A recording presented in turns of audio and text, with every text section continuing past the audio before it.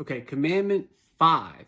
Target outliers and misfits. So this is about who to target for your audience of new cult-like followers. And a lot of times we just go for anybody and everybody. And that is the problem, because you know what it's like to be in a place or with a brand where all of a sudden you see other people in the room or other people online who you don't really align with.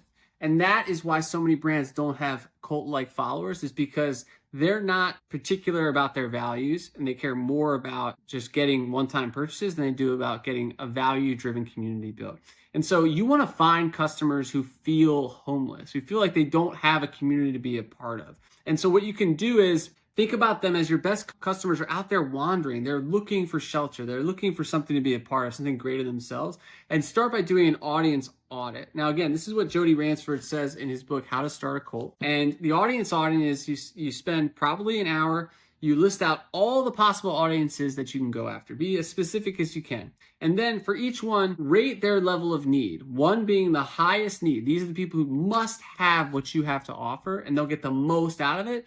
Down to 5 being the ones who maybe have a need, but it's not like super pressing. So for instance, Glossier, I'm reading the book about them right now. They nailed makeup minimalists, right? It was makeup for people who don't want to wear makeup, basically. And that was where they started. For us, it's really around founders who are sick of the VC bullshit and want to focus mostly on their business and growing it, and not on trying to be something that VCs want them to be, which is, a whole different story.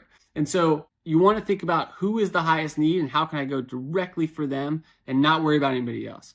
Too often, we end up trying to appeal to too many audiences at once, and your message gets really muddled, and then it appeals and resonates with no one. A bonus here is to try to craft repel language to filter those price-sensitive people who kind of filter in and out. And that's why your language being compelling and polarizing can actually be very helpful. It gives them a clear signal. It's like, hey, if you're not really down for this, you're not really valuing what we value, this is not a place for you. And that's okay. The internet is big and wide. The world is big and wide. There are plenty of places for people to find shelter and community. It does not have to be with you. The key here is finding the people that must have you and getting them and making them a part of your tribe. Stay tuned for the next one, Commandment 6, which is all about how to build belonging.